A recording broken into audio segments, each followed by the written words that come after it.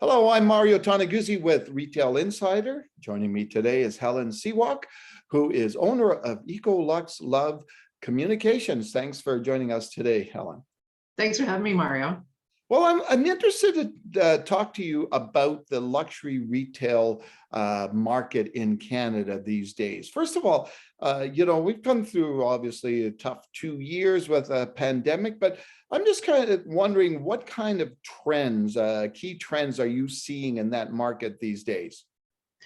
Well, I can definitely speak to the West Coast, and we're usually a little bit we're different from the East Coast. We have a different audience here, a different demographic, but the pandemic really hit retail hard on the West Coast because a large portion of who is buying luxury and ultra luxury on the coast is the Asian visitors, those that have second homes here, those that visit, stay here for many months and come here for their shopping experiences. When the pandemic hit, they all went back home. They went to Singapore, they went to Beijing, they went back and they hunkered down until they're starting to come back now, which is really great. I'm seeing on Instagram people announcing their flights, so excited to be back. And so of course, then they're starting to shop again. So we're seeing a lot of outrageous shopping happening. But during the last couple of years, what's happened in luxury is, the retail stores were closed. But I think one of the things that differentiates luxury retail with just regular retail is the customer experience. And so the people know that the goods are higher quality, that they are going to pay a premium for that, but they're also paying for that experience. And so when you're shopping online at just a regular retail outlets, so you're not getting any experience. And so during the pandemic, luxury brands were able to hold on to their customers. And they also did a lot of very smart, individualized marketing campaigns to their VIP customers is one of the things that I did notice and that I did hear about. And it's ramped up. Recently, Rolls-Royce took a handful of people to Banff, to the Fairmont, to experience driving a Rolls-Royce in the snow, just to show how it handles with their all-wheel drive. Yeah. And that was completely just a, hey, let's reconnect kind of visit. Ferrari has been doing it. Ferrari has been killing it since the restrictions are lifted, doing large rallies just with VIP customers up the Sea to Sky Highway over to the island. Lots of get-togethers, but not for the public. It's all for VIPs. So people who were loyal during the last couple of years are definitely being rewarded with experiences from the luxury retailers. And I imagine Toronto is doing the same. Yeah, I can imagine. Yeah. How important is that in this market to have that in-person, I guess, those activities, whatever they may be, even special events, right? It's great to experience the product in person, but I'm also thinking about the wider thing of a lot of these luxury retailers have events at their places and meetings and stuff, gatherings, social gatherings. Is that an important element of everything? That is a crucial element on reaching and maintaining their audience.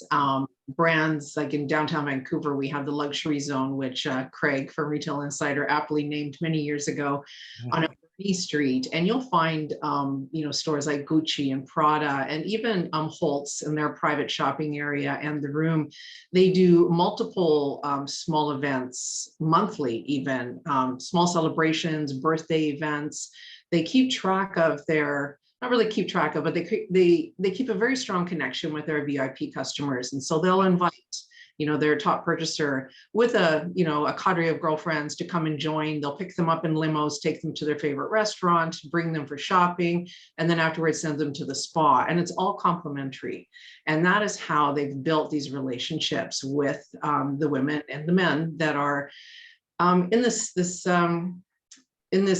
market. They're looking for luxury and they're looking for ultra luxury. And it's not always about the next best thing. It's really about legacy for a lot of people now, especially over the last couple of years. They are understanding the value of what they purchased, which brands were loyal to them during this time, and sort of where they're going to be putting their focus in the future. Yeah. When you look at the past 2 years and this, in this particular market, uh, what are your thoughts on how the luxury retail market, how it fared in this past 2 years compared to, say, other segments of the retail market? Well, I was curious about this also. So I looked this up this morning, and actually, the luxury brands, they banked during the pandemic. They did way better. Apparently, resale, just the resale market, went up 71%. People looking for luxury goods, and they also hit I think their 2 to 3 year projections in 1 year. Hmm. So nobody forgot about them. Nobody said, "Oh, I didn't work. I have no money to buy, a new Hermes bag." They went and got those bags. They've been waiting for that, the doors to open, literally, and just the private shopping has been booked, from what I understand, just back to back at luxury stores. Why do you think that took place? I think we really sat back and really evaluated what was important to us. And there was also the understanding of how the pandemic started, and then the focus on climate change and our diets and our lifestyle, and how every one of us is responsible for what was happening. And I think what I hear, and with my circle of friends and associates and influencers and people of influence in the city, is they had a lot of time to evaluate. They cut out a lot of things that were unhealthy. They cut a lot of things out of their budgets that they were just mindlessly spending, and they found themselves sort of coming out of the pandemic doing quite well. It was just like, wow, you know what, I deserve a treat.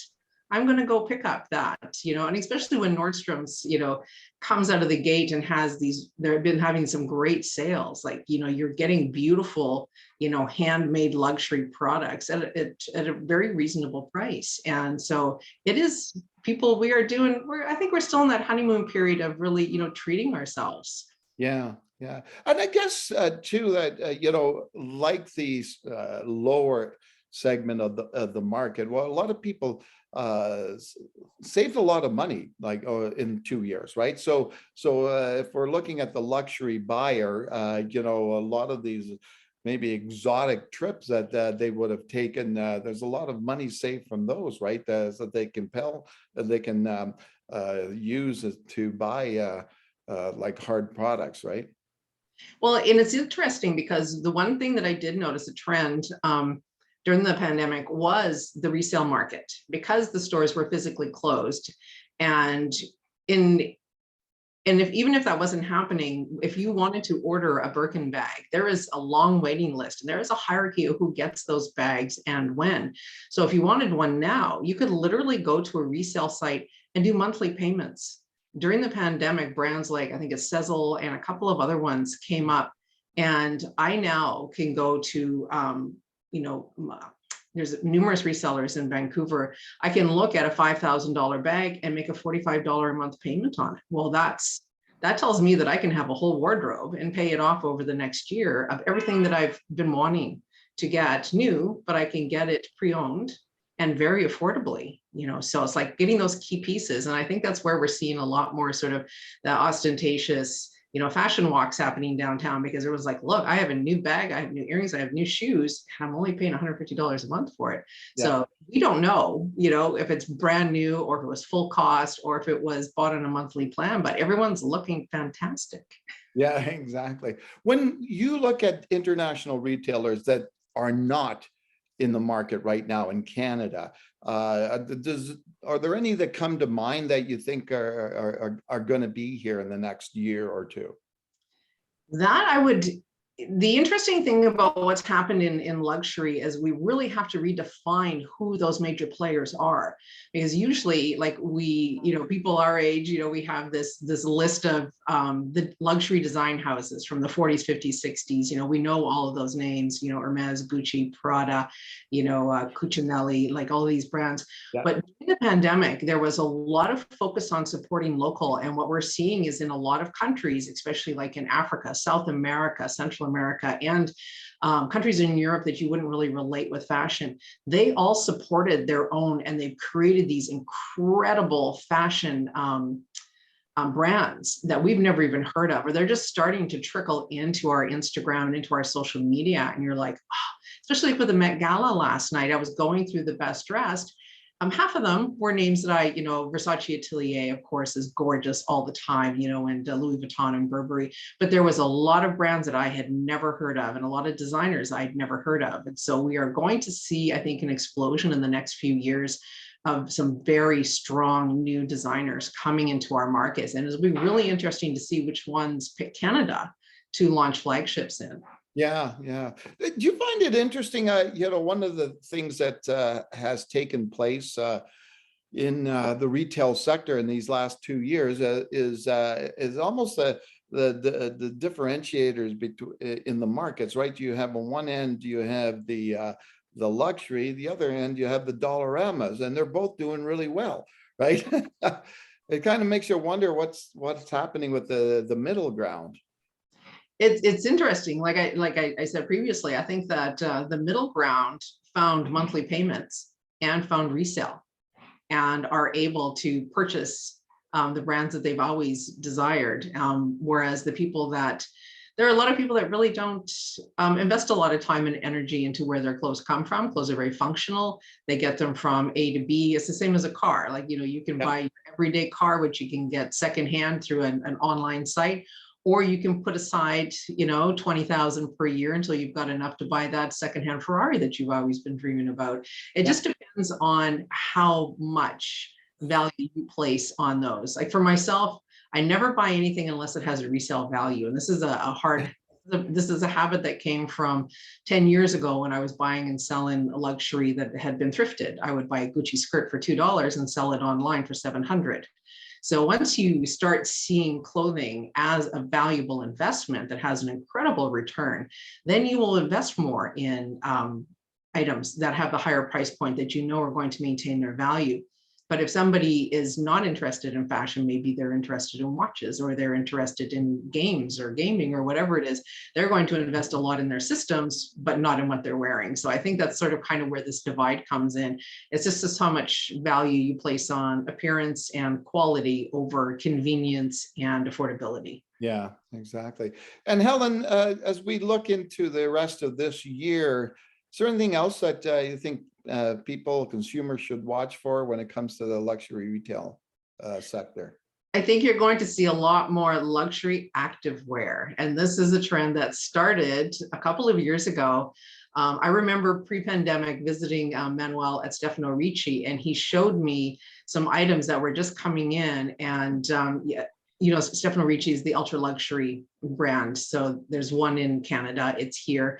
You get belts from 50 to 150,000. They're all handcrafted, So when he was showing me activewear for the Stefano Ricci man, of course it was, the finest cashmere, and the joggers, the jackets were mink lined.